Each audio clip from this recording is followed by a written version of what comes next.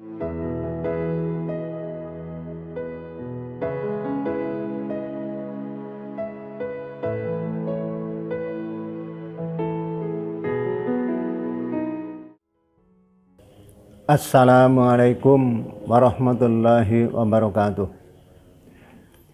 Para pemirsa yang budiman, pada kesempatan kali ini marilah kita bersama-sama bersyukur kepada Allah atas nikmatnya yang tak terhingga banyaknya. Betapapun yang ada pada kita ini berbeda-beda ini. Salah satu perwujudan syukur kita adalah kita berdayakan untuk memperhatikan penjelasan tentang Islam, ajaran yang dibawa oleh para nabi sejak nabi pertama atau rasul pertama sampai nabi dan rasul terakhir ini.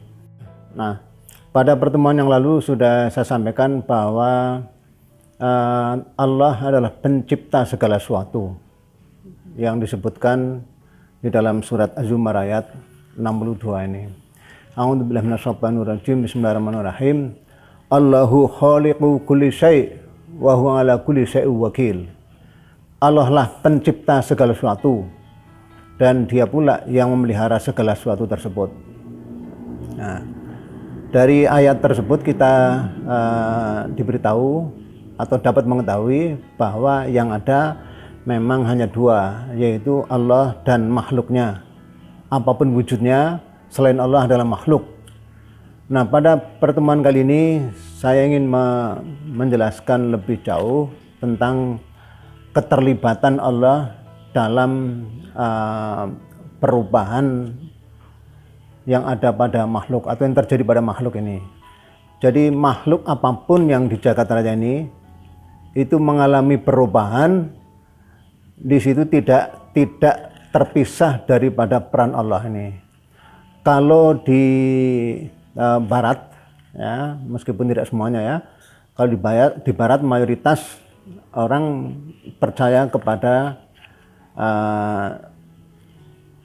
sekularisme atau paham yang menyatakan bahwa sains atau kehidupan duniawi ini tidak ada kaitannya dengan Allah sama sekali atau dengan agama sama sekali ini.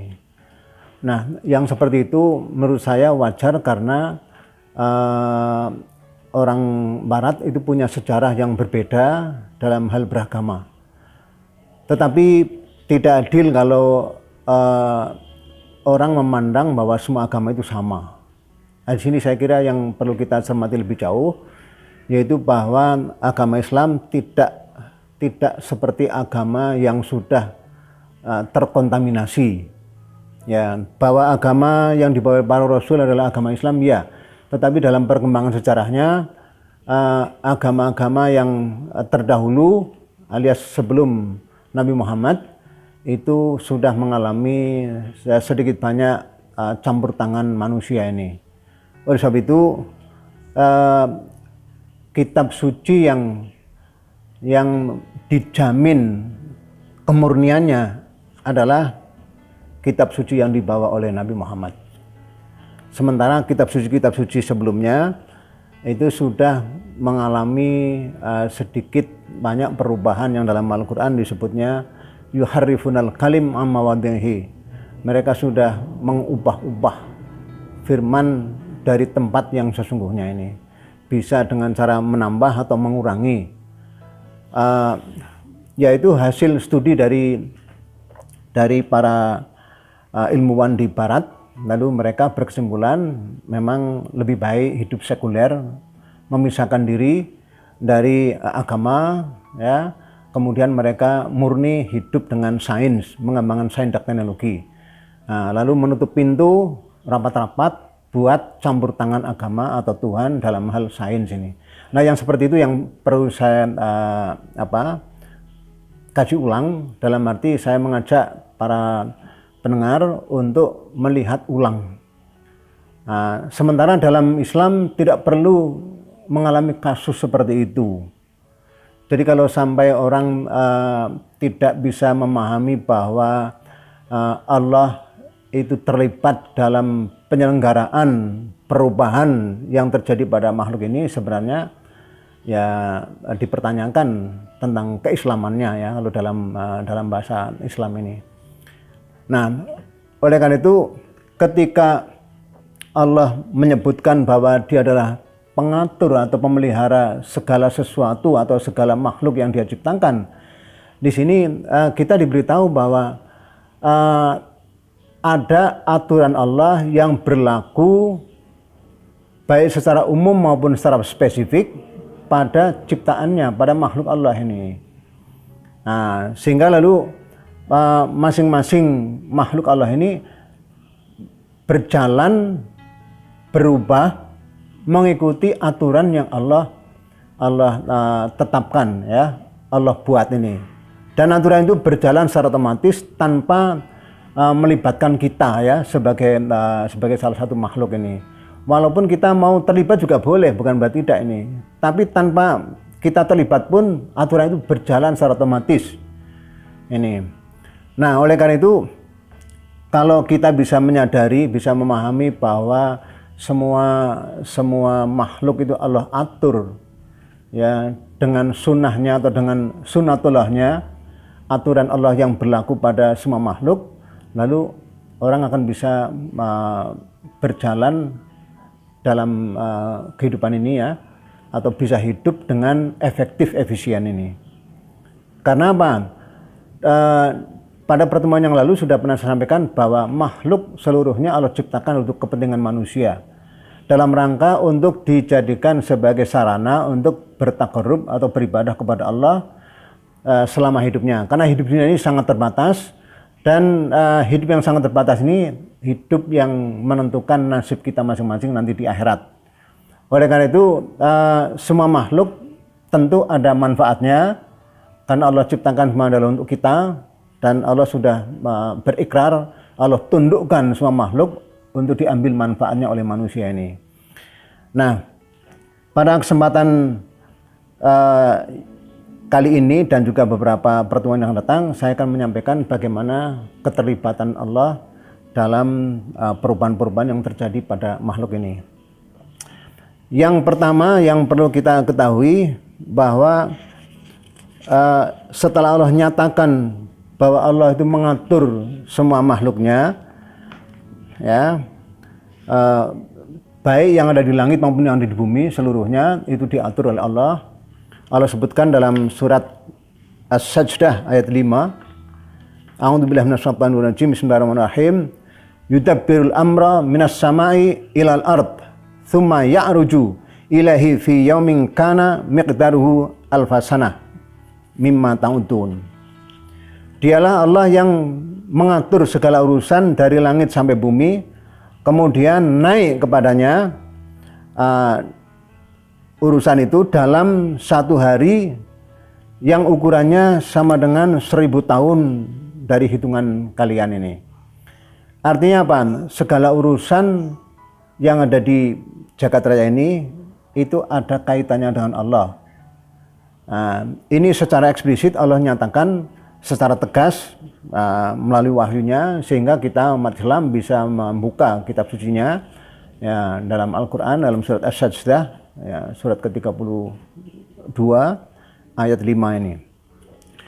Nah, bagaimana pengaturan makhluk yang ada di langit dan di bumi seluruhnya ini? Terkait dengan makhluk hidup, kita manusia, ada juga hewan, ada juga tumbuh-tumbuhan, ya. Itu semua diatur oleh Allah.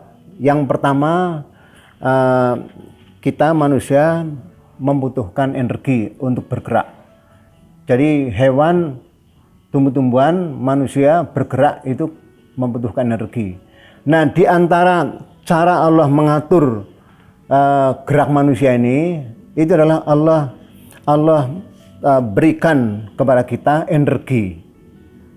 Nah, energi itu semacam kapasitas yang memang dibutuhkan oleh makhluk untuk bergerak, untuk melakukan sesuatu aktivitas. Nah, bagaimana energi itu Allah berikan kepada kita ini? Yang pertama Allah sebutkan dalam surat Yunus ayat 5. A'udzubillahi minasyaitonirrajim, bismillahirrahmanirrahim.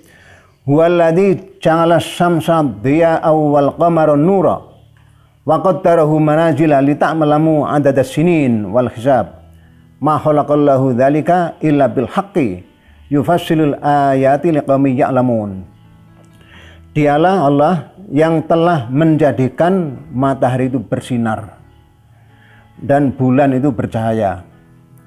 Ditetapkannya pada manzilahnya, tempat berjalannya, supaya kalian bisa mengetahui hitungan tahun dan bilangan. Allah tidak menciptakan yang demikian itu kecuali dengan benar. Dijelaskannya ayat-ayat Allah kepada kaum yang mau mengetahui.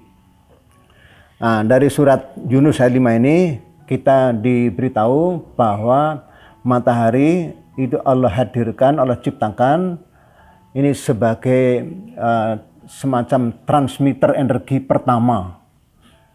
Ya, jadi Allah memberikan energinya kepada kita, makhluk hidup di muka bumi ini, itu melalui semacam jembatan, yaitu bernama matahari. Jadi matahari hadir bukan karena dirinya sendiri saja, bukan karena dirinya sendiri, melainkan karena dihadirkan oleh Allah untuk dengan maksud untuk menjadikan dijadikannya sebagai alat transfer energi dari Allah kepada semua makhluk yang membutuhkan ini. Nah, oleh karena itu dalam ilmu-ilmu fisika biologi dijelaskan bahwa semua makhluk hidup yang di muka bumi ini membutuhkan energi, dan energi itu Allah berikan kepada kita lewat matahari. Jadi sinar matahari itu adalah energi yang dibutuhkan oleh semua makhluk hidup ini, terutama makhluk hidup di muka bumi yang namanya tumbuh-tumbuhan, hewan, dan manusia ini.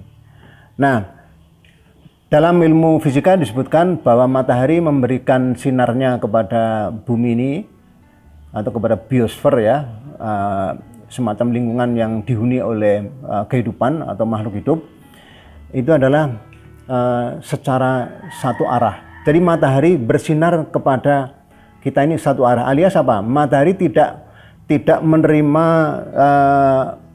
sinar energi dari kita, tapi menerimanya adalah dari Allah ini. Oleh karena itu matahari sebagai transmitter energi kepada kita umat manusia ini harus kita syukuri. Nah, harus kita syukuri, jangan sampai matahari setiap hari terbit, ya, itu kita anggap sebagai hal yang biasa ini. Itu adalah sumber kekuatan yang dibutuhkan oleh semua manusia ini. Bagaimana matahari ini menyampaikan energinya kepada kita? Ya, dalam ilmu biologi disebutkan ada yang namanya fotosintesis. Jadi daun-daun terkena sinar matahari, itu lalu daun itu memproses yang namanya oksigen, ya. Jadi memproses